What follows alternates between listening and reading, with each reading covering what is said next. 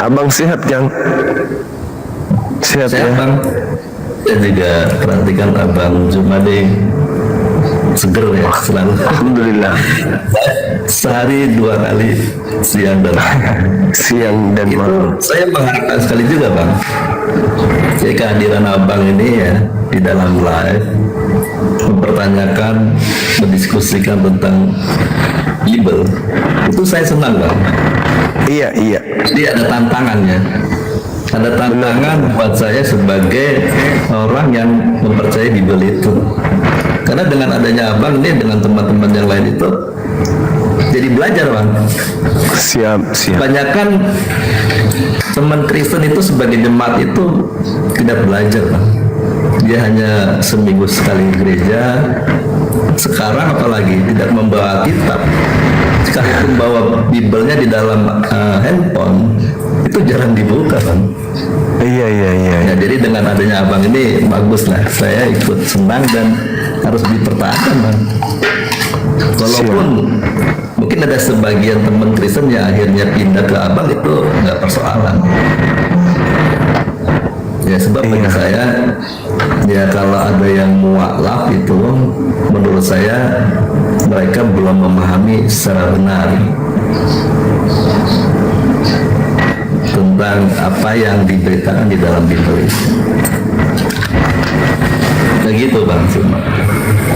Iya, baik. Jadi rasanya ya, rasanya live ini kalau nggak ada Bang Zuma sepi Bang.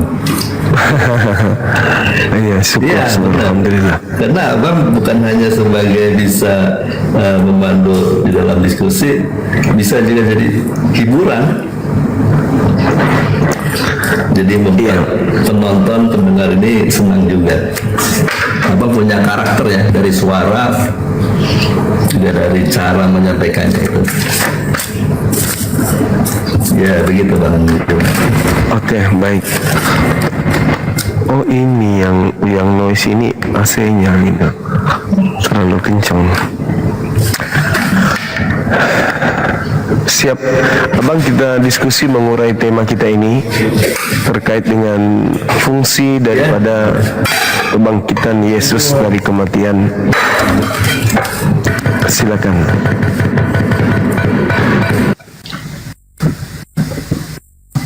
Noise. Ya, nulis ya. Udah bagus. Silakan Bang. Ya, judulnya Yesus bangkit buat apa? Iya. Tentu kalau Yesus bangkit diawali sebelumnya dia harus apa namanya, mati ya, meninggal ya. Iya, orang meninggal itu pasti masuk ke alam maut. Jadi kalau Yesus dibangkitkan, itu menunjukkan bahwa Yesus tidak bersalah. Nah, disitulah terjadinya kemenangan.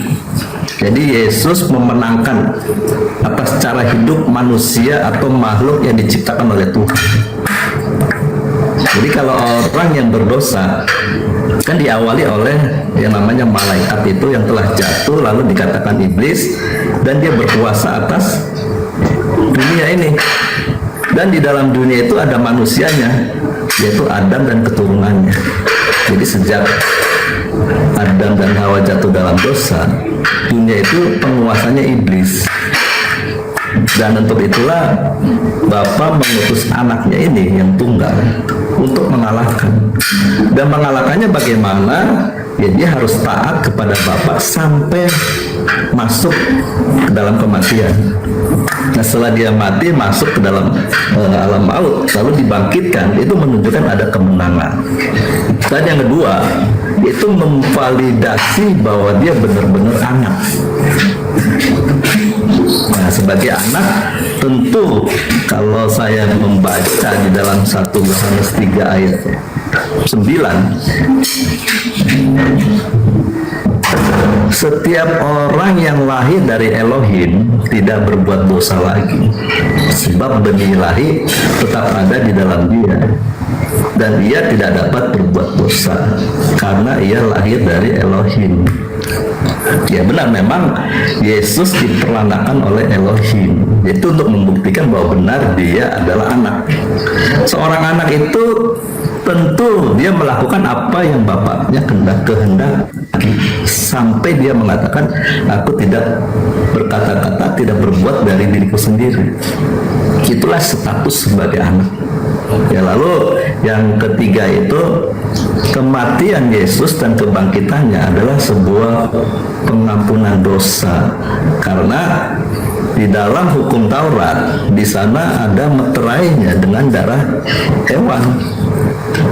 Tetapi perjanjian baru meterainya darah anak domba Elohim yang telah diberitakan oleh Yohanes Pembaptis, yang membuka jalan di hadapan Bapa di sorga. Nah, Bapa di sorga datang ke dalam dunia dengan jalan mengutus anak. Nah, sebab anak ini di dalam Matius 11 ayat 27, semua telah diserahkan kepadaku oleh Bapakku, dan tidak seorang pun mengenal anak selain Bapa, dan tidak seorang pun mengenal Bapa selain anak. Nah, jadi anak yang diutus ini dia mengenal Bapa. Ya, jadi Yesus diutus, lalu dia menjalani hidupnya sampai dia menyerahkan dirinya, dia masuk ke alam maut, lalu dibangkitkan. Itulah ada suatu penebusan, artinya namanya pergantian posisi, di mana waktu Yesus mengatakan, inilah karena begitu besar kasih Elohim akan dunia ini, dunia artinya menunjuk kepada seluruh manusia yang ada dalam dunia dan di bawah kuasa si jahat, itu si iblis. Lalu anak diutus, tujuannya untuk menebus manusia yang ada di bawah kuasa iblis. Nah, kemenangan Yesus, dia bangkit, nah, untuk menebus. Nah, setelah Yesus dibangkitkan, dia kan berkuasa atas iblis. Nah, iblis tidak dapat berbuat apa-apa atas diri Yesus, sehingga semua manusia bisa ditebusnya. Setelah ditebus, lalu dihakimi menurut perbuatannya. Jadi itu Bang, ada 3 poin yang saya bisa kasih. Baik. Ini kan sebagai bukti kemenangan, validasi sebagai anak, lalu ketiga sebagai pengampunan dosa. Baik Bang, baik.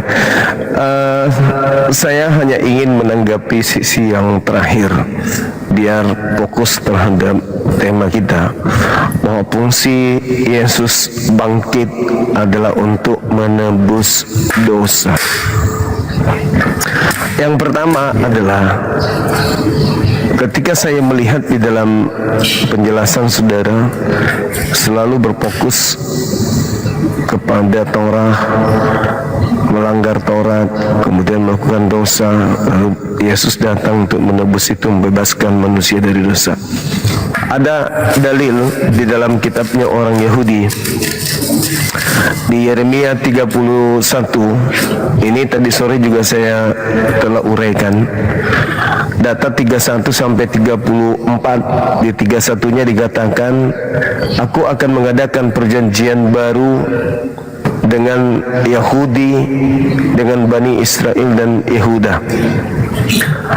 Inti dari perjanjian itu adalah aku akan memasukkan hukum Taurat ke dalam batin setiap mereka, Bani Israel, Bani Yehuda.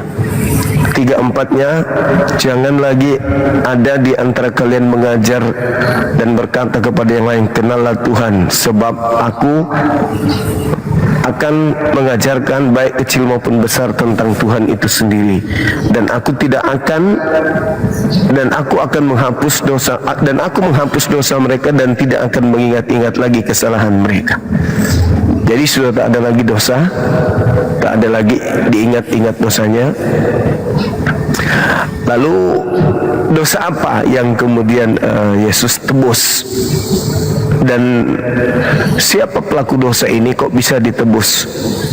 Orang-orang Kristen, orang-orang Roma, orang-orang Katolik dalam hal ini, atau Protestan, atau orang Roma Yunani, itu tidak ada tertulis di dalam kitabnya orang Yahudi adalah orang-orang berdosa. Begitu juga orang Indonesia.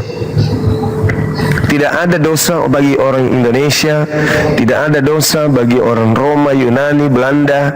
Ketika Tuhan berfirman kepada Nabi Musa alaihi salam, nanti dikategorikan orang itu berdosa ketika setelah datang kepada mereka seorang nabi dan rasul, lalu kemudian mereka tidak menjalankan perintah atau hukum yang dibawa oleh nabi dan rasul tersebut, barulah disebut berdosa.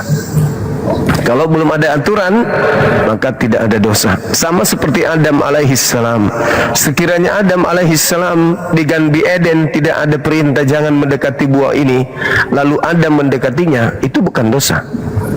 Nah, kepada kita yang tidak ada nabi dan tidak ada rasul datang kepada kita, lalu kemudian kita melakukan sesuatu yang menurut kita ingin kita lakukan, maka itu tidak berdosa. Contoh, ketika Nabi Musa memberikan aturan main kepada kaumnya, Imamat 11 nomor 7, jangan engkau makan babi. Aturan itu hanya mengikat Bani Yakub, Bani Israel saja. Di luar Bani Israel mau makan babi, mau tidak makan babi itu nggak ada hubungan. Mereka mau makan babi itu bukan dosa. Terus kenapa ada konsep Yesus mati bangkit untuk menebus dosa? Dosa apa? Dosa apa yang ditebus oleh Yesus? Bukankah Bani Israel tadi dikatakan dosanya tidak diingat lagi, dosanya sudah dihapuskan? Bukankah di dalam 2 Tawarik 7 nomor 14 Tuhan mengatakan kepada mereka, hambaku yang mencari wajahku lalu meninggalkan kesalahan-kesalahan jalan-jalan mereka yang bersalah, aku akan mengampuni dosa mereka dari surga. Lalu apa ini kalau Tuhan mampu mengampuni dosa dari surga? Lalu kemudian ketika saudara Suki mengatakan bahwasanya Yesus datang menebus dosa dengan cara darah, di mana dan kepada siapa darah itu dipersembahkan? Kepada dewa Molok? Tuhan Elohim, Tuhannya Yahudi, Tuhannya para nabi tidak menginginkan persembahan darah manusia. Lalu kenapa dari perjanjian baru, dari agama Kristen persembahannya darah manusia? Dan ini menarik. Kenapa? Karena yang mengetahui seluk-beluk Yesus disalib itu adalah mereka para pelaku. Tidak ada sedikit pun di dalam kitab mereka atau dalam tujuan mereka menyalib adalah untuk nebus dosa, itu nggak ada. Murni penyaliban karena faktor politik. Dan mereka membuat nubuatan pun Yesus mati hanya untuk bangsa Israel, bukan untuk bangsa di luar Israel. Jadi sekali lagi, dosa apa yang ditebus oleh Yesus sementara Tuhan pencipta langit dan bumi tidak pernah membebankan dosa apapun kepada manusia sebelum manusia itu melanggar aturan yang datang kepada mereka. Silakan.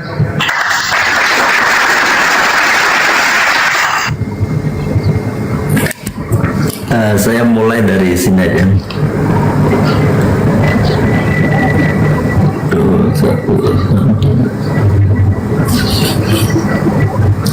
Saya baca ke ini Bang, Mazmur ya, Mazmur 53 ayat 1 sampai 4.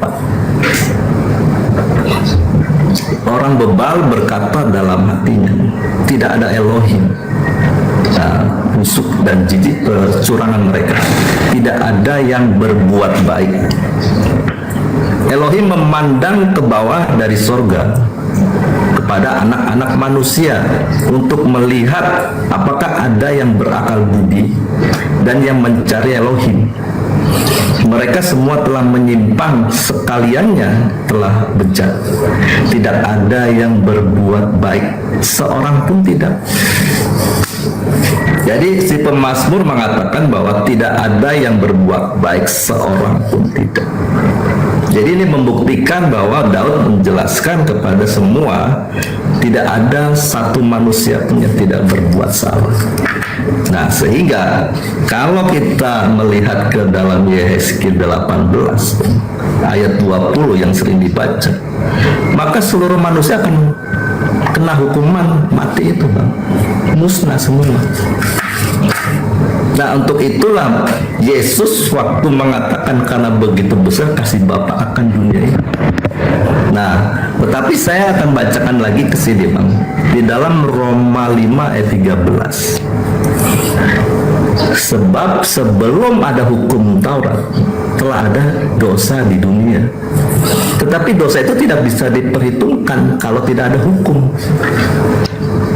Nah, lalu hukum Taurat diberikan hanya kepada bangsa yang dipilih. Di luar bangsa Israel itu dibiarkan. Mereka binasa dengan cara hidupnya.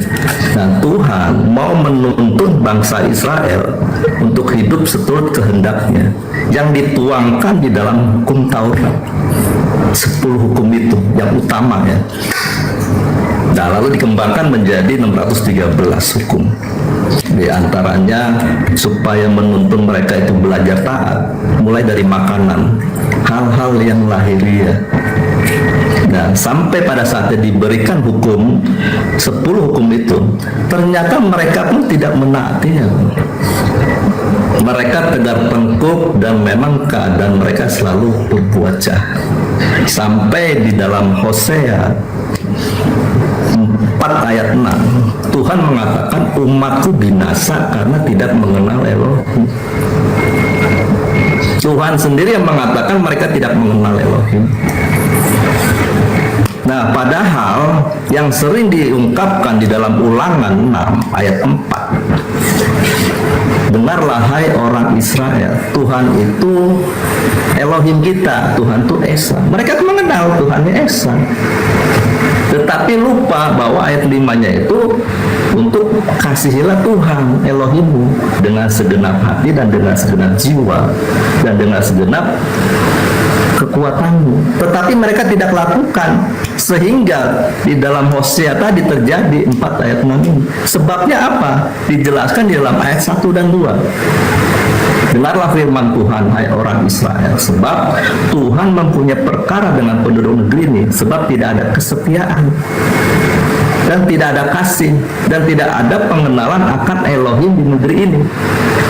Ayat 2-nya hanya mengutuk, berbohong, membunuh, mencuri, berzina, melakukan kekerasan dan penumpahan darah, menyusup penumpahan. Ini pelanggaran terhadap seluruh hukum Taurat, yang dimana hukum Taurat utama dari hukum itu adalah mengasihi Tuhan dan mengasihi sesama. Jadi hukum yang diberikan kepada mereka itu adalah juklak, petunjuk pelaksana supaya mereka itu mengasihi sesama. Dengan mengasihi sesama, mereka mengenal Tuhannya. Sama seperti Yesus mengatakan di dalam Yohanes ya 17 ayat 3. Inilah hidup yang kekal itu, yaitu bahwa mereka mengenal Engkau satu-satunya Elohim yang benar dan mengenal Yesus Kristus yang telah Engkau. Karena perbuatan mereka yang melanggar hukum itu, maka dikatakan tidak mengenal. Nah, sehingga mereka binasa, tidak boleh hidup yang kekal. Nah, sehingga tadi saya sudah bacakan bahwa di dalam Roma 5 ayat 13, sebelum ada hukum, dosa sudah ada. Nah, setelah ada hukum, baru dosa itu bisa diperhitungkan. Tetapi saat itu diperhitungkan hanya kepada bangsa Israel. Nah, perjalanannya, Tuhan mengatakan di dalam Yeremia yang tadi Bang Juma kutip di dalam Yeremia 31, mengapa Tuhan membuat suatu perjanjian yang baru? Karena di sini dikatakan bahwa perjanjian yang telah kuadakan dan nenek moyang mereka pada waktu aku membuka tangan mereka untuk membawa mereka keluar dari tanah Mesir, perjanjian itu telah mereka ingkari. Tegas juga Yesus menjelaskan kepada mereka waktu Yesus datang ke dalam dunia di Yohanes 7 ayat 19. Bukankah Musa yang telah memberikan hukum Taurat kepadamu, namun tidak seorang pun di antara kamu yang melakukan hukum Taurat itu. Nah, sehingga dia mau membuat hukum itu tertulis di dalam hati dan akal budi mereka. Di dalam ayat 32-nya 33-nya, tetapi beginilah perjanjian yang kuadakan dengan kaum Israel sesudah waktu itu. Demikianlah firman, aku akan menaruh Tauratku dalam batin mereka dan menuliskannya dalam hati mereka. Bagaimana caranya dia menulis? Sebenarnya ini maksudnya yang dia inginkan kamu taat melakukan hukum. Yesus di dalam Matius 5 ayat 17, dia mengukir, Roh Kudus mengukir hukumnya itu di dalam hati Yesus. Maka dikatakan bahwa aku datang menggenapi hukum. Jadi waktu Yesus menggenapi hukum, disitulah hukum yang Tuhan inginkan tertulis. Nah, sehingga kamu tidak lagi belajar mengenal Tuhan, karena anak yang diutus ini kita dapat mengenal, oh ini dia sosok hukum yang nyata di dalam hidup manusia. Yang diinginkan Tuhan hidup seperti Yesus menaati hukum itu. Galatia 4 ayat 4 dan 5 begini. Tetapi setelah genap waktunya, maka Elohim mengutus anaknya yang lahir dari seorang perempuan dan takluk kepada hukum Taurat. Ia diutus untuk menebus mereka yang takluk kepada hukum Taurat juga, supaya diterima menjadi anak. Yesus memanggil Elohimnya Bapa karena dia taat melakukan kehendaknya, yaitu menaati hukum. Jadi waktu Yesus diutus untuk menebus mereka, sebelumnya memang penguasa dunia itu harus dikalahkan dulu. Berbarengan sebelum sampai puncaknya Yesus itu mati dan dibangkitkan, Yesus mengajarkan, dia memberi contoh teladan bagaimana hidup yang benar di hadapan Bapa, supaya layak memanggil Elohim itu Bapa. Di dalam 1 Petrus 1 ayat 23 gini, ayat 17, jika kamu menyebutnya Bapa, yaitu dia yang tanpa memandang muka menghakimi semua orang menurut perbuatannya, maka hendaklah kamu hidup dalam ketakutan selama kamu menumpang di dunia ini. Jadi kalau kita berani memanggil dia Bapa, berarti kita anak. Seorang anak itu harus hormat dan taat kepada bapaknya. Tapi bagaimana menghormatinya? Ayat 16, kuduslah kamu sebab aku kudus. Apa maksudnya kudus?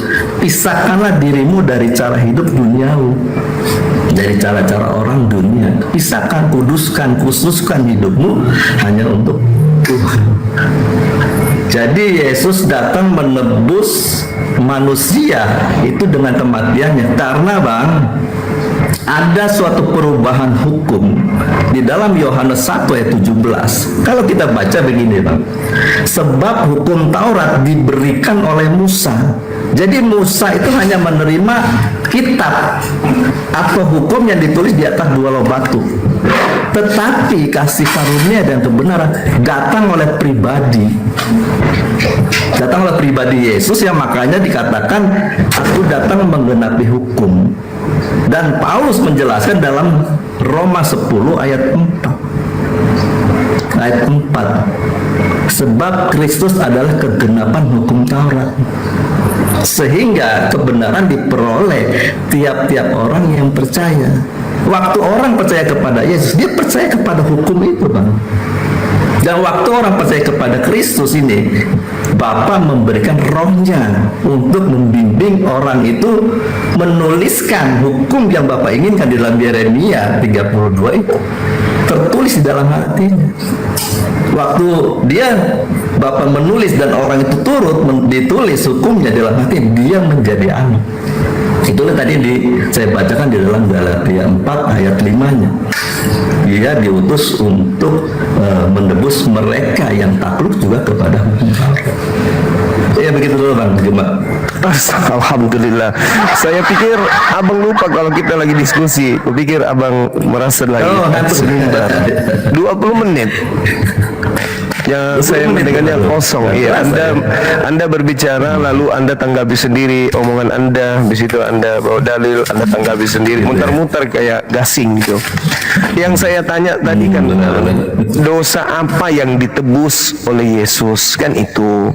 Tapi Anda tidak mengurai, Anda hanya memamerkan kelincahan berkhotbah di depan jemaat.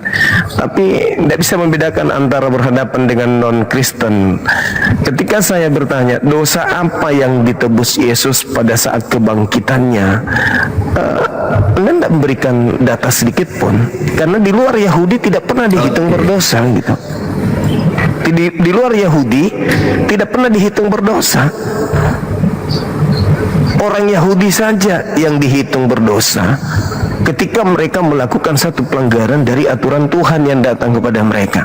Contoh, ketika ada perintah jangan makan babi, saya ulang lagi, orang Roma makan babi, apakah orang Roma dihitung berdosa? Mana dalilnya? Tidak ada dalil. Di luar Yahudi ketika makan babi dihitung dosa? Nggak ada dosa.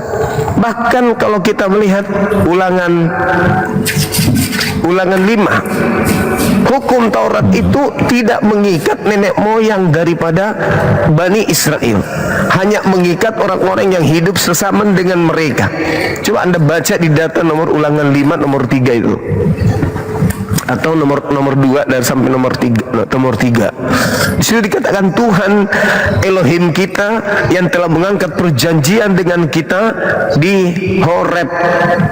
Bukan dengan nenek moyang kita Tuhan mengikat perjanjian itu, tetapi dengan kita yang ada di sini pada hari ini, kita semua yang masih hidup. Jadi tidak ada hubungannya dengan Kristen. Hukum Taurat itu nggak ada hubungan. Kalaupun Yesus turun ke bumi menebus Torah, ya nebus yang pemilik Torah, bukan kepada di luar Yahudi. Kristen ini adalah sekte baru yang disebut mereka sebagai Abu Dazarah atau bidat, yang mengambil hukum Taurat lalu mengikatkan kepada diri-diri mereka, padahal hukum Taurat itu bukan untuk mereka. Sibuk sendiri. Tidak ada hubungannya. Sekali lagi saya katakan, Tuhannya Yahudi tidak pernah kemudian ada ajaran apabila kau melanggar hukum Torah maka persembahkan salah satu dari kalian untuk menebus dosa Torah itu nggak ada. Mereka punya aturan sendiri, mereka punya kondisi keberagamaan di mana mereka kemudian diperlengkapi dengan cara mengabdi dan cara menghapus dosa pada saat mereka lalai mengabdi. Untuk itulah Yesus datang. Apa tujuannya? Untuk mengembalikan kejatuhan Bani Israel dari hukum Tuhan yang begitu memanjakan mereka, yaitu Torah. Yesus datang tidak pernah kemudian untuk bangsa lain, itu nggak ada. Bahkan orang yang menyalib dia pun tahu bahwa Yesus mati hanya untuk kaumnya Bani Israel. Nubuat Kayafas di dalam Yohanes 11, Yesus harus mati untuk bangsa kita dan untuk mempersatukan anak-anak Elohim yang sudah bercerai-berai. Adapun Yesus mati diceritakan oleh orang-orang Kristen. Sekali lagi saya katakan, yang keluar dari kubur itu bukan Yesus,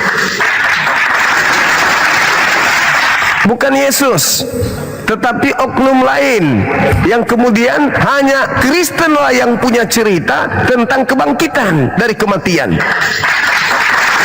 Hanya Kristenlah yang punya pola orang mati keluar dari kubur jadi Tuhan, menembus dosa, untuk menyelamatkan, untuk mengalahkan maut. Maut apa yang dikalahkan? Hanya gara-gara ingin keluar dari kubur, setelah keluar dari kubur menggantikan kemuliaan Tuhannya Yahudi dengan menganggap dia Tuhan. Hanya itu. Sebenarnya kalau panjang lebar Saudara Suki itu menjelaskan, ingin mempromosikan yang keluar dari kubur itu Tuhan, sembah dia Tuhan ini. Tapi orang Yahudi sudah punya Tuhan, namanya Elohim, bukan Yesus. Orang Yahudi sudah punya aturan, namanya Taurat, bukan Roma, Galatia, Filipi, entah apa-apa. Itu bukan aturan Tuhan. Jadi Anda sedang ingin menabrakkan kemudian perintah Tuhan kepada kaum Israel dengan perintah Paulus kepada orang Kristen. Seperti itu Bang. Jadi sekali lagi saya katakan, dosa apa yang Yesus tebus dengan dia keluar dari kubur? Dan siapa yang berdosa? Anda membawa Roma. Ini Roma, kitab apa ini? Roma ini dikarang oleh Paulus untuk orang-orang yang ada di Roma. Seperti begitu, Bang. Jadi Kristen ini cuma menempelkan diri kepada tragedi penyaliban yang dijual oleh orang-orang Farisi untuk membuat orang-orang di luar Yahudi yang tidak punya agama, yang tidak punya Tuhan, yang tidak punya kitab, untuk kemudian menjadikan pola yang dibangun oleh Paulus in the gang ini adalah sebuah kedikdayaan untuk menyelamatkan. Padahal itu tidak ada dalam kitabnya orang Yahudi. Nah, supaya Pak Suki, Bang Suki tidak berpanjang lebar ke sana kemari mengkhotbahi dirinya sendiri, tolong tunjukkan di mana tertulis di dalam kitabnya orang Yahudi bahwa ada Tuhan masuk ke dalam kubur lalu keluar, dalam arti bahwa ada enggak nubuatan tentang kebangkitan di dalam kitabnya orang Yahudi, bahwa ada Tuhan mati bangkit. Ini yang saya maksud ini. Apa fungsi kebangkitannya? Anda mengatakan untuk menghapuskan dosa, untuk menebus dosa. Tolong tunjukkan di kitabnya orang Yahudi. Kalau ini bukan murni karangan dari orang-orang di luar Yahudi, tolong tunjukkan di kitabnya Yahudi di mana bercerita tentang kebangkitan pada hari ketiga itu. Karena kebangkitannya adalah untuk menghapus dosa dunia. Kalau ini adalah sesuatu yang benar, maka sudah pasti Nabi Musa, Nabi Daud, Salomo, Sulaiman, Abraham sudah menceritakannya bahwa bangkit dari kubur untuk menebus dosa dunia. Di mana tertulis di kitabnya orang Yahudi ada tentang kebangkitan orang mati dibunuh, bangkit pada hari ketiga, itu di mana tertulis? Karena ini hanya obat kuping dari Kristen saja. Silakan.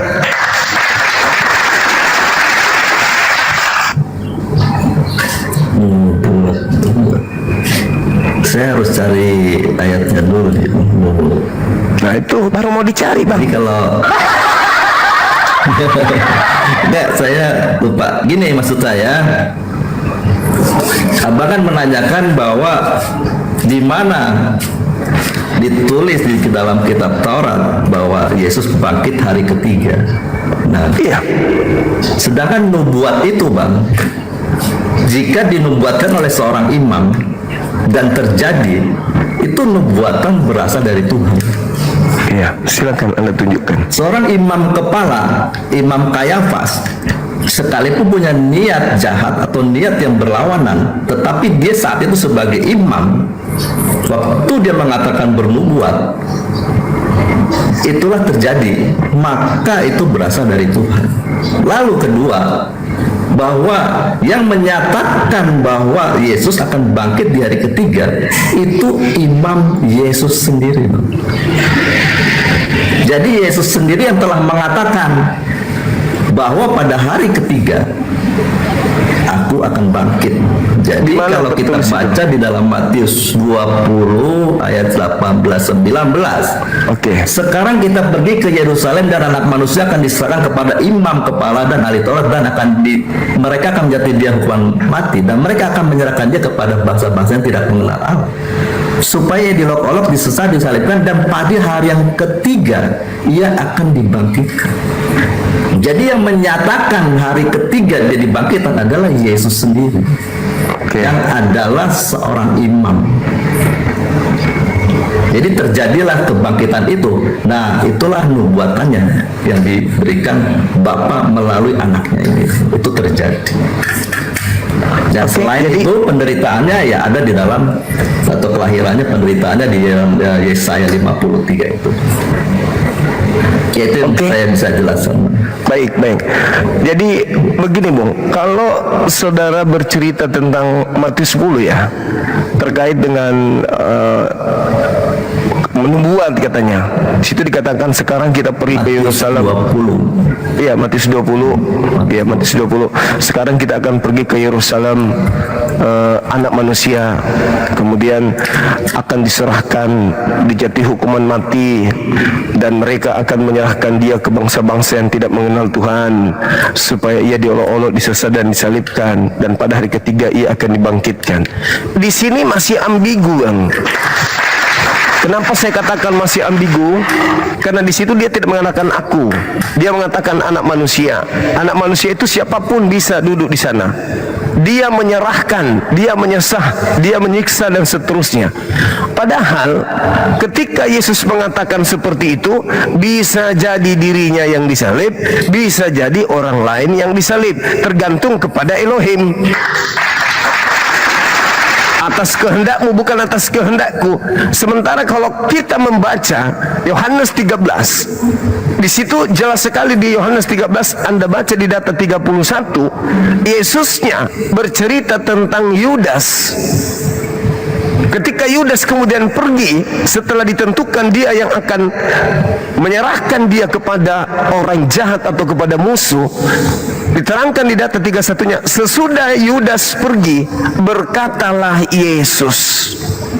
Kan Yudas sudah mengetahui itu, bahwa dia akan berkhianat kepada Yesus. Bahkan diterangkan kemudian, sesudah Yudas menerima roti itu, ia kerasukan iblis. Maka Yesus kemudian berkata kepadanya, apa yang hendak kau perbuat, perbuatlah dengan segera, wahai Yudas. Wahai iblis, apa yang hendak engkau perbuat, perbuatlah sekarang, perbuatlah segera. Yudas pergi dari mereka setelah perjamuan terakhir, perjamuan kudus. Setelah Yudas pergi, apa kata Yesus? Sekarang anak manusia dipermuliakan. Anak manusia juga nih dipermuliakan, bukan dikutuk, bukan diludahin, bukan ditampar, bukan diseret, bukan ditonjok, bukan ditelanjangin. Dipermuliakan. Sekarang anak manusia dipermuliakan dan Allah dipermuliakan di dalam dia. Ada enggak orang yang kemudian meludahin Yesus dengan mengatakan haleluya, haleluya, tampar? Tidak ada, tidak ada. Semata-mata yang ada adalah penghinaan, penistaan dan sebagainya. Berarti ketika Yudas kerasukan setan dan diminta untuk melakukan segala sesuatu dengan segera, bukan Yesus yang disalib, bukan Yesus yang ditampar dan seterusnya. Kenapa? Yesus mengatakan detik itu juga, mulai sekarang anak manusia dipermuliakan dan Allah dipermuliakan di dalam dia. Kita baca data selanjutnya. Jikalau Allah dipermuliakan di dalam diri Yesus, Allah akan mempermuliakan Yesus di dalam dirinya dan akan mempermuliakan dia dengan segera. Dipermuliakan, bukan dihinakan, bukan dikutuk, bukan ditombak, bukan digantung, bukan dibunuh. Hai anak-anakku, hanya seketika saja lagi aku bersama-sama dengan kamu. Itu sudah mau pergi, sudah mau dipermuliakan, sudah mau diangkat. Kamu akan mencari aku, kamu akan mencari aku. Dan seperti yang telah aku katakan kepada orang-orang Yahudi, ke tempat aku pergi tidak mungkin kamu datang. Demikian pula aku mengatakannya sekarang juga kepada kalian. Ke tempat aku pergi tidak mungkin kalian datang. Kalau aku pergi di tempat penyaliban, ya kamu datang. Kalau aku pergi ke kuburan, dikubur di sana, kamu datang. Tetapi kalau aku pergi ke surga, kamu tidak akan datang. Itu yang betul. Berarti Yesusnya dipermuliakan dengan cara apa? Diangkat ke langit, bukan diangkat ke tiang salib. Yang diangkat ke tiang salib adalah iblis, bukan Yesus. Karena Yesus mulai sekarang dipermuliakan. Itu fakta, itu real, itu perkataan itu sendiri. Aku memberikan perintah kepada kamu, yaitu supaya kamu saling mengasihi, sama seperti aku telah mengasihi kalian, demikian juga kalian harus saling mengasihi. Lalu dikatakan lagi oleh Yesus, dengan demikian semua orang akan tahu bahwa kamu adalah murid-muridku, yaitu jikalau kamu saling mengasihi. Apakah Yesus setelah berkata seperti itu lalu kemudian disalib, diludahin, ditampar? Oh tidak. Yesus tidak tersentuh sedikit pun hal-hal yang diinginkan oleh iblis dan orang Kristen. Maka saya katakan kepada saudara, ketika Anda membaca Matius 20, maka anak manusia yang dimaksud di sana diserahkan itu bukan Yesus tapi Yudas. Coba Anda telah. Sekarang juga kata Yesus, anak manusia dipermuliakan dan Tuhan Elohim dipermuliakan di dalam dia. Tuhan Elohim dipermuliakan di dalam dia. Jikalau Allah dipermuliakan di dalam dia, maka Allah akan mempermuliakan dia juga di dalam dirinya dan akan mempermuliakan Yesus dengan segera. malah dibunuh, katanya dipermuliakan. Dan kamu tidak akan melihat aku lagi. Kamu tidak akan melihat aku lagi. Kemana aku pergi kamu tidak akan datang. Kemana itu aku pergi? Kalau aku pergi ke kuburan, kamu datang menziarahi kubur. Tapi kalau aku pergi ke langit, kamu tidak akan pergi. Maka itu lebih tepat kemudian. Jadi saudara, saya masih minta di mana dalilnya di dalam kitabnya orang Yahudi tentang kebangkitan dari kubur ini. Karena ketika Anda membawa Matius 20 itu masih ngambang karena Yudas juga anak manusia. Anak manusia. Dan Anda pernah membaca di dalam Yohanes 7, apa kata Yesus? Tidak ada seorang pun yang bisa mengambil nyawaku. Tidak ada yang bisa. Sedangkan kalau kita membaca Markus 9, mereka akan membunuh dia, dan setelah mereka membunuh dia akan dikubur, dan pada hari ketiga dia akan bangkit. Dia, bukan aku, dia. Dan aku tidak akan pernah bisa dibunuh. Sementara Yesus mengatakan di Markus 9, dia akan membunuh mereka. Mereka akan membunuh dia. Loh, berarti bisa dong Yesus dibunuh? Katanya nggak ada. Berarti jelas sekali, Bung, ketika Anda tak mampu menunjukkan kemudian di kitabnya Yahudi adanya kebangkitan dari kematian, maka ini gugur. Yang keluar, yang disalib bukan Yesus, yang keluar dari kubur bukan Yesus, dan yang Anda sembah juga bukan Yesus. Seperti itu. Silakan. Ya, jadi pendapat Bang Zuma bahwa yang dibangkitkan atau yang disalib itu Yudas ya. Ya. Tapi saya akan menjelaskan sebenarnya itu anak manusia menuju kepada Yesus sendiri. Tadi dimulai dari Yohanes 17 ayat 1 ya. Bapa, telah tiba saatnya permuliakanlah anakmu supaya anakmu mempermuliakan engkau. Lompat ke ayat 4. Aku telah mempermuliakan engkau di bumi dengan jalan menyelesaikan pekerjaan yang engkau berikan kepadaku untuk melakukan. Pekerjaan yang mana?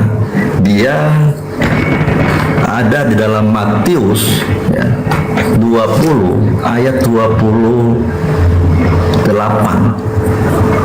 Sama seperti anak manusia datang bukan untuk dilayani, melainkan untuk melayani dan untuk memberikan nyawanya menjadi tebusan bagi banyak orang.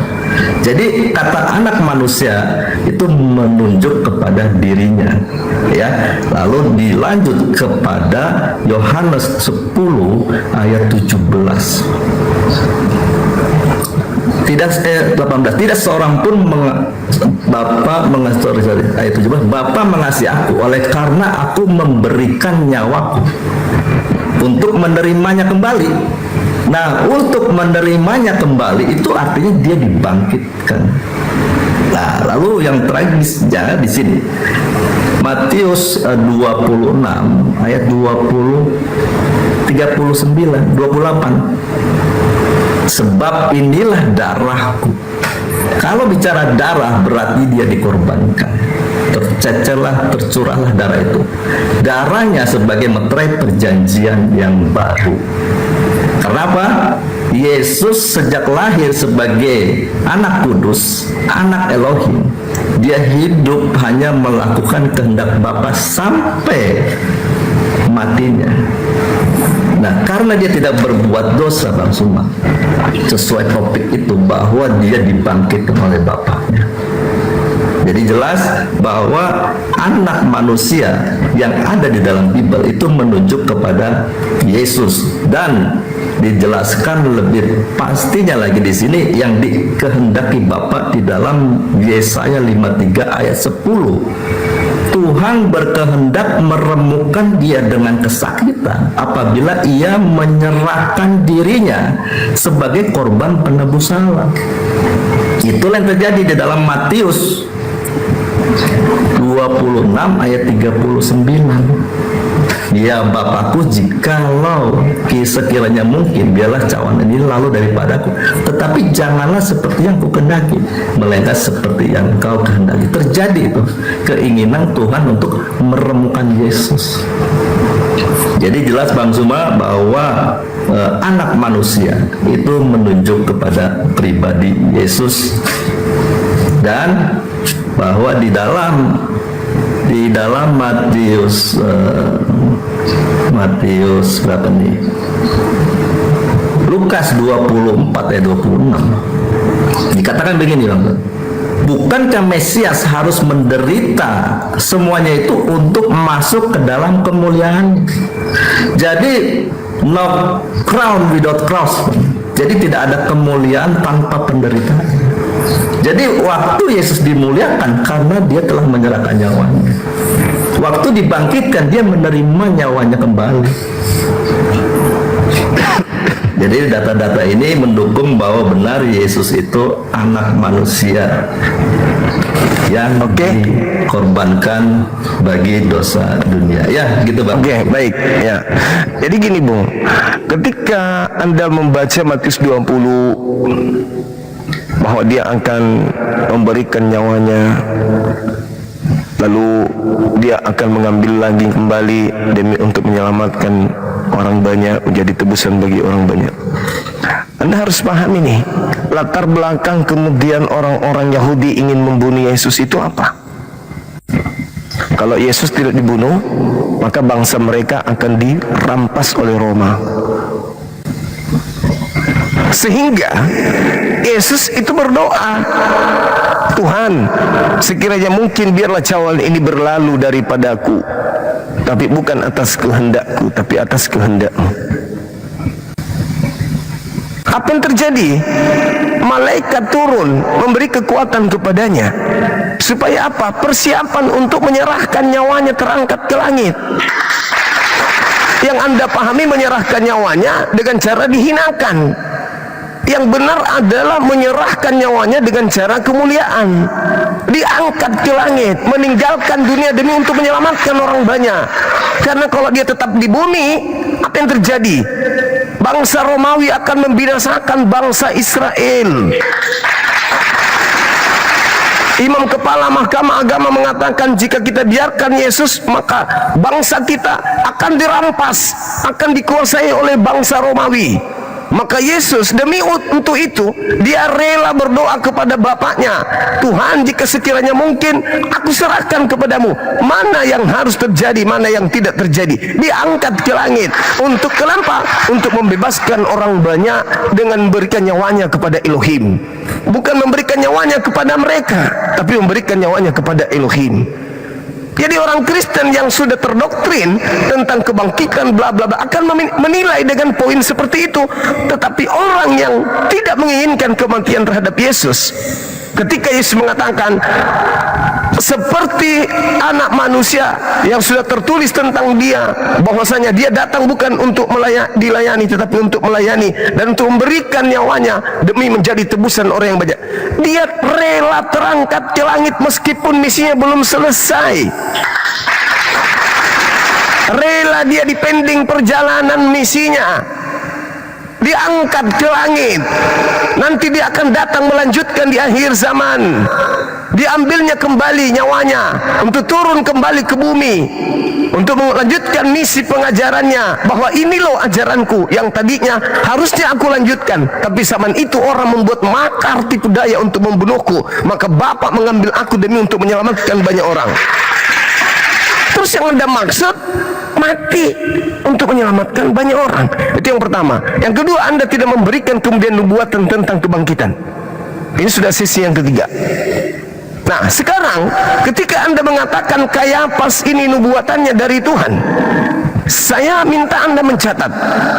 Ketika Anda mengatakan Kayafas ini nubuatannya dari Tuhan, berarti Yesus mati untuk bangsa Israel saja. Karena tidak ada Yesus dinubuatkan mati untuk dunia oleh Kayafas.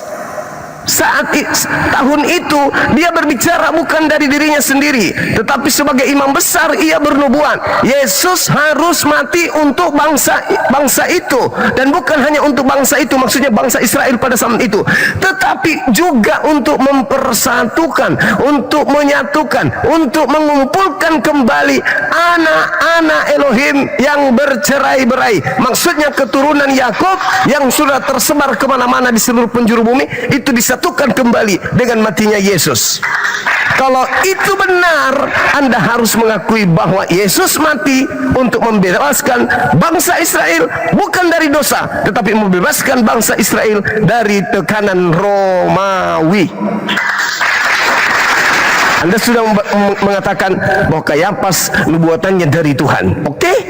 Konsekuensinya adalah Yesus harus mati bukan untuk dosa waris. Ternyata menurut Tuhan melalui Kayafas, Yesus mati untuk membebaskan Bani Israel dari perbudakan Romawi. Mana Imam Kayafas bernubuat untuk dosa waris? Mana Imam Kayafas Yesus harus mati untuk nebus dosa? Mana nubuatan Kayafas bahwa Yesus harus mati supaya bangkit pada hari ketiga untuk tebus dosa dunia? Gak ada. Gak ada. Jadi dari kitabnya orang Yahudi tidak ada penebusan dosa dengan matinya manusia.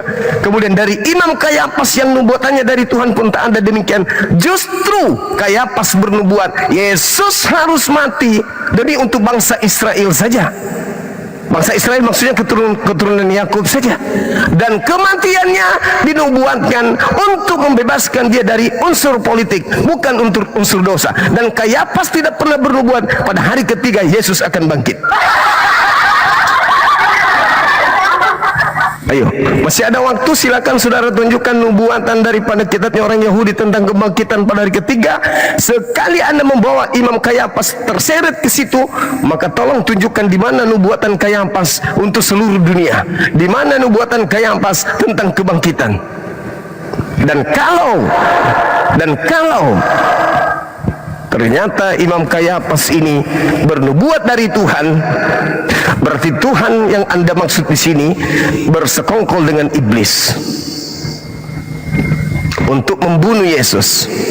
Kenapa? Karena setelah Kayafas bernubuat seperti itu, mereka melakukan kesaksian palsu, tipu muslihat untuk membunuh Yesus. Berarti nubuatannya bekerja sama dengan setan untuk mematikan Yesus. Lagi-lagi Kristen blunder. Ternyata penyaliban itu berasal dari setan. Keselamatannya berasal dari setan, penebusan dosanya dari setan. Maka apakah tidak salah kalau Bang Suma mengatakan hari Minggu kalian memuji kepada setan yang telah memberikan keselamatan kepada kalian? Bukankah hari Minggu kalian kompak untuk memuji? Siapa yang kalian puji di sana dengan kematian orang suci ini? Tuhan? Mustahil. Satu-satunya hanyalah iblis yang menginginkan kematian terhadap orang yang benar. Silakan, Bung.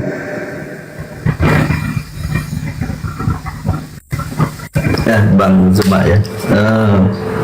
Saya bacakan ke dalam Ulangan 18 ayat 22, Bang. Apabila seorang nabi berkata demi nama Tuhan dan perkataannya itu tidak terjadi dan tidak sampai, maka itulah perkataan yang tidak difirmankan Tuhan. Dan dengan terlalu berani nabi itu telah mengatakannya, maka janganlah gentar kepadanya. Artinya apa, Bang?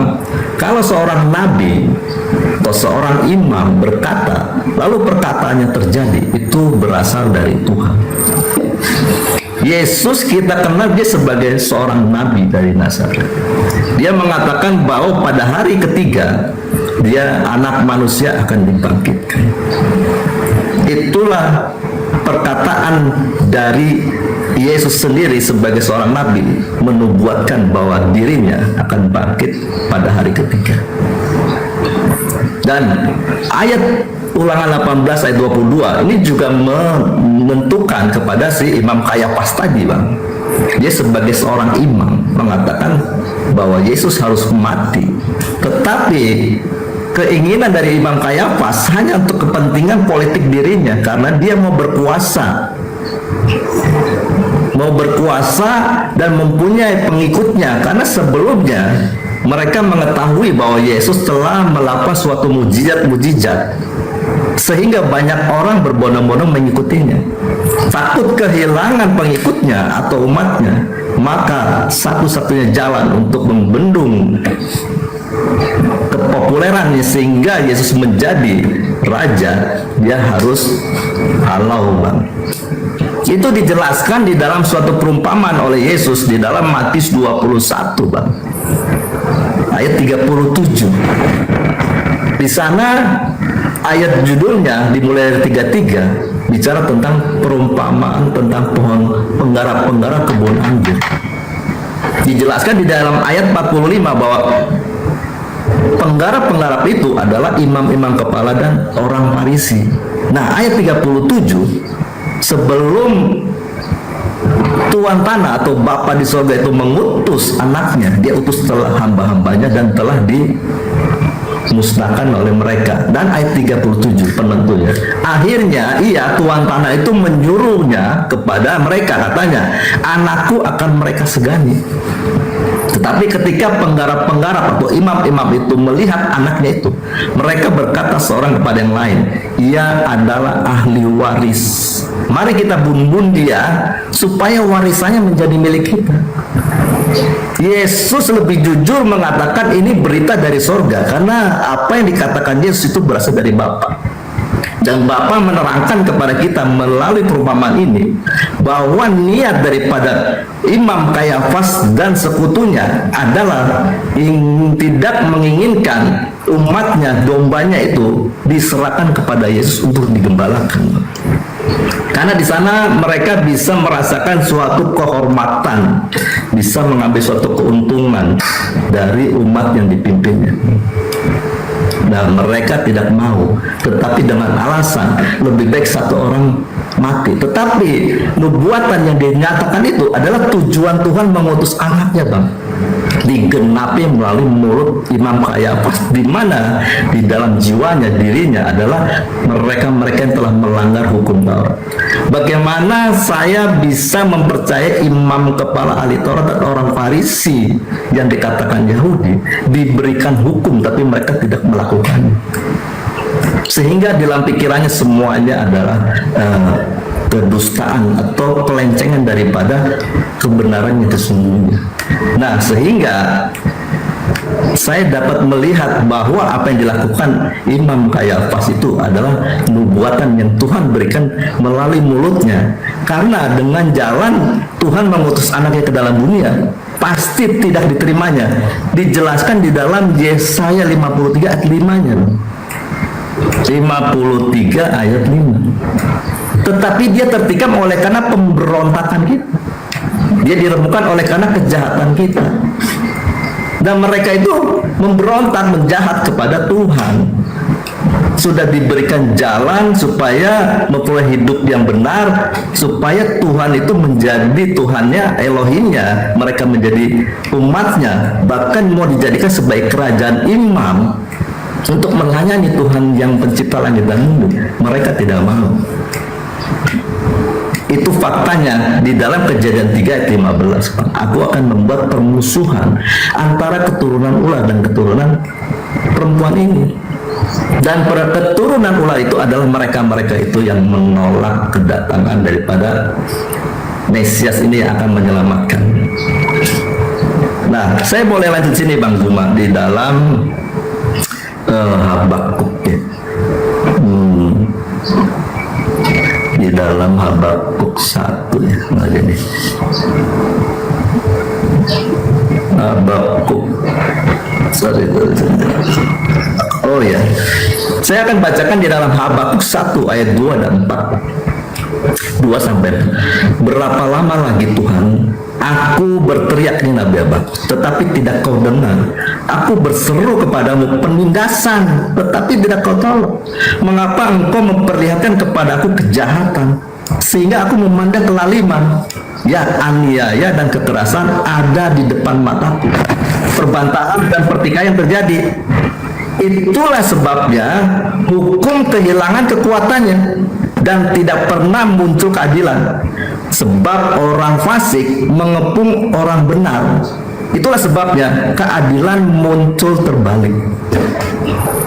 Karena pemberontakan dan kejahatan manusia yang telah jatuh dalam dosa, di mana penguasanya ada iblis, keadilan tidak pernah muncul. Itu yang dialami oleh Yesus. Itulah kesempatan Bapa mengutus anaknya, menunjukkan bahwa manusia itu memang manusia berdosa. Nah, oleh kasih Bapa itu dia utus anaknya untuk menggantikan Barabas. Yesus Barabas, ayo turun, kamu telah berbuat jahat, dibebaskan dari hukuman, dari kutukan salib, turun, digantikan oleh Yesus. Yesus Barabas itulah simbol daripada manusia berdosa. Oke. Begitu Bang. Ya. Oke, siap. Lagi-lagi saya tidak menemukan arah dialog kita ini sesuai dengan tema dan berlandaskan kepada dalil, kecuali hanya asumsi dan sambung menyambung dalil satu dengan dalil yang satunya lagi, meskipun itu tidak bisa menolong sedikit pun. Saudara mencoba untuk mengambil opsi lain dengan mengambil data berapa tadi, Ulangan 18 nomor 22.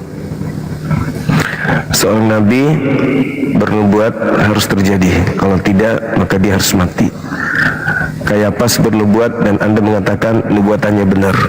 Anda menguatkan argumentasi saya berarti. Kalau nubuatannya benar, berarti Yesus mati murni hanya untuk bangsa Israel, agar bangsa Israel tidak dirampas oleh penjajah Romawi. Titik. Kalau Anda berbicara tentang nubuatan Yesus, dan itu juga betul, maka ini adalah bumerang yang sangat-sangat luar biasa. Yesus bernubuat Matius 12 nomor 3850. Angkatan jahat minta tanda, dan tidak akan diberikan satu tanda apapun selain tanda anak manusia keluar dari kubur pada hari ketiga. Sebagai nabi ini harus tergenapi, kalau tidak Yesus nabi palsu. Nah, karena dia adalah nabi asli, maka orang jahat harus menjadikan simbol kebangkitan ini sebagai sebuah kedikdayaan dalam agama mereka. Yunus 3 hari 3 malam dalam perut ikan, hari ketiga keluar. Anak manusia 3 hari 3 malam dalam perut bumi, hari ketiga keluar. Keluarnya anak manusia dari perut bumi adalah simbol, adalah tanda untuk orang-orang jahat. Ini harus tergenapi. Nah, lalu Yesus melanjutkan nubuatannya. Apa nubuatan Yesus berikutnya tentang orang jahat ini?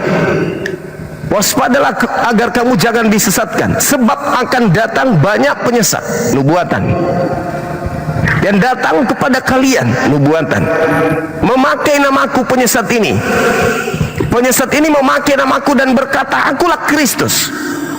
Mereka akan menyesatkan orang banyak. Kristus harus menyesatkan orang banyak, dan orang-orang banyak yang disesatkan oleh Kristus ini harus digelari dengan gelar pengikut Kristus. Kami hari ini mengenalnya dengan sebutan Kristen. Maaf, itu fakta, itu real. Anda membawa Ulangan 18 nomor 22. Kalau sampai nubuatan Yesus ternyata tidak ada pengikut Kristus yang jahat, pengikut Kristus yang palsu, pengikut Kristus yang menyesatkan banyak orang, maka Yesus akan jatuh kepada keadaan dia adalah nabi palsu. Karena itu harus digenapi, karena dia adalah nabi yang benar. Harus banyak orang menjadi pengikut Kristus palsu. Siapakah hari ini yang bergelar pengikut Kristus? Palsunya belakangan. Yang jelas hari ini kita tahu siapa pengikut Kristus hari ini? Kristen. Bagaimana dengan palsunya? Kita tengok kehidupan mereka. Menyembah Yesus, ibadah minggu, makan babi, tidak bersunat. Apakah itu ajaran Kristus asli? Nehi-nehi merica ketum berjahe. Apa yang diperhatikan orang Kristen hari ini? Menyembah anak orang, menyembah makhluk kuburan. Itu semua adalah tanda buah dari pengajaran Kristus palsu. Dari buahnya kau bisa mengenal mereka. Yang mereka lakukan apa? Memanggil aku Tuhan, tetapi hidup mereka tidak melakukan kehendak Elohim. Kehendak Elohim ibadah Sabat, mereka menggantikannya dengan ibadah Minggu, penyembahan kepada dewa. Hari Kiriaki, hari penyembahan dewa. Sandai, dewa matahari. Kemudian mereka makan babi. Hal yang aku berulang ucapkan, jangan kau makan babi. Mereka akan makan babi. Bersunat adalah perjanjian kekal, mereka akan mencela sunat. Jangan kau mengotori kekudusan bait suciku, Baitullah. Mereka akan merusak kesucian rumah Tuhan dengan masuk tanpa bersunat. Dengan kulub mereka akan masuk. Semua akan dilakukan oleh pengikut Kristus palsu. Jadi pengikut Kristus adalah Kristen. Kepalsuan Kristus adalah ketika pengikutnya melakukan apa yang tidak dikehendaki oleh Tuhannya Yahudi. Itu fakta, itu real. Maka saudara keteteran mencari mana datanya nubuatan tentang kebangkitan hari ketiga dari kitab orang Yahudi. Tidak ada.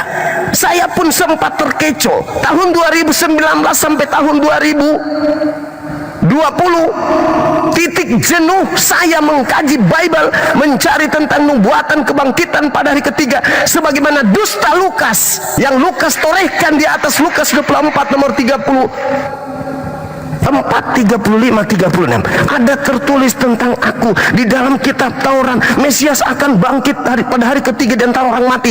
Bohong, bullshit.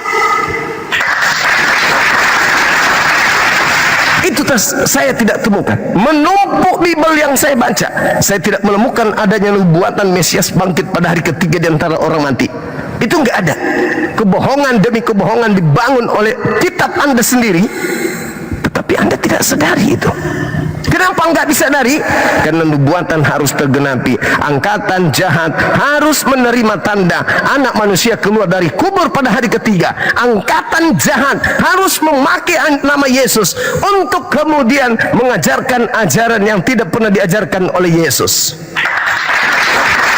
Simpulnya, kalau hari ini di dunia yang serba internet, kita membaca dalil demi dalil, ucapan-ucapan Yesus dari A sampai Z, kita susun lalu kita praktekkan, tidak akan bisa menghantarkan kita masuk ke gereja. Tapi kalau kita susun ucapan Paulus lalu kita praktekkan, maka haram hukumnya kita menginjakkan kaki ke rumah ibadahnya orang Yahudi, karena sudah bertentangan.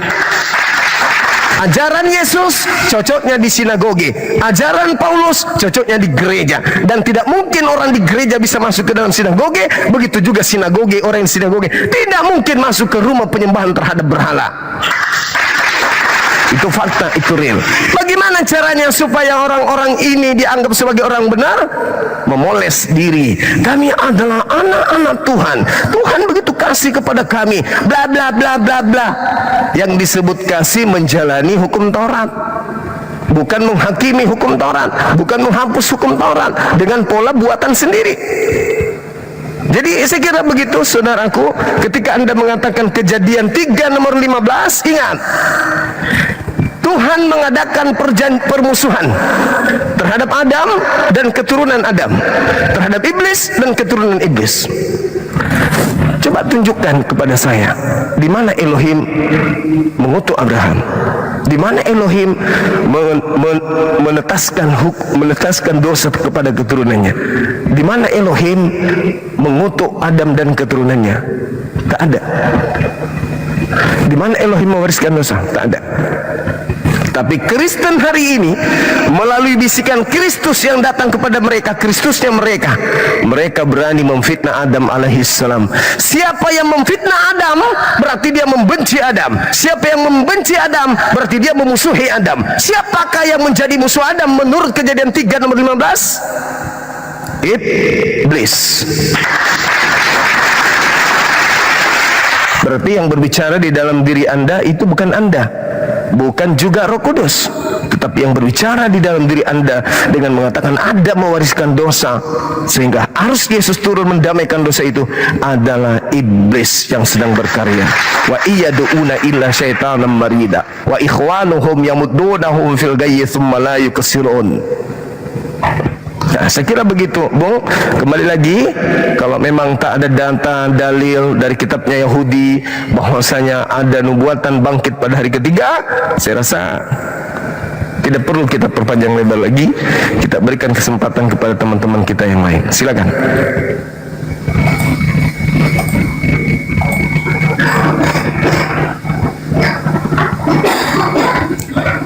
Termute Bang Zuki, belum terbuka.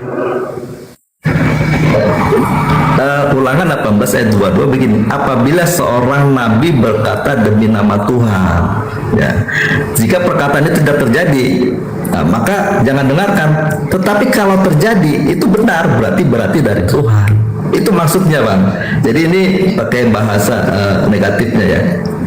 Jadi Yesus itu nabi dari Nazaret, benar. Nah, waktu dia mengatakan bahwa 3 hari kemudian anak manusia akan dibangkitkan, itu artinya dialah nabi, dialah imam, itu yang menyatakan nubuatan dari Tuhan. Nah, terjadi di sana, Bang. Nah, lalu apa lagi? Bisa panjang juga nih. Sekarang saya baca ini, Bang, ya. Abang tadi bicara tentang dosa, ya. 1 Yohanes 1 ayat 8 dan 9, Bang. Ini Yohanes, Bang, murid Yesus, ya, dipenuhi juga oleh Roh Kudus. Jika kita berkata bahwa kita tidak berdosa, maka kita menipu diri kita sendiri dan kebenaran tidak ada di dalam kita. Dan jika kita mengaku dosa kita, maka Ia adalah setia dan adil, sehingga Ia akan mengampuni segala dosa kita dan menyucikan kita dari segala kejahatan. Ayat 10-nya, jika kita berkata bahwa kita tidak ada berbuat dosa, maka kita membuat Dia menjadi pendusta, dan firman-Nya tidak ada di dalam kita. Ini Yohanes menulis bahwa jika kita tidak berbuat dosa, jika kita berkata kita tidak berbuat dosa, maka kita membuat Dia menjadi pendusta, dan firman yang tidak ada di dalam kita. Makanya saya katakan bahwa seluruh manusia telah jatuh dalam dosa kecuali anak tunggal Bapa, Yesus itu. Nah, makanya Yesus dikatakan sebagai anak domba Elohim, Bang. Oke, Bang, mungkin udah cukup, ya. Oke, baik. Makasih Bang Zuki. Bang Zuma, ya. Luar biasa. Siap. Dan waktu bisa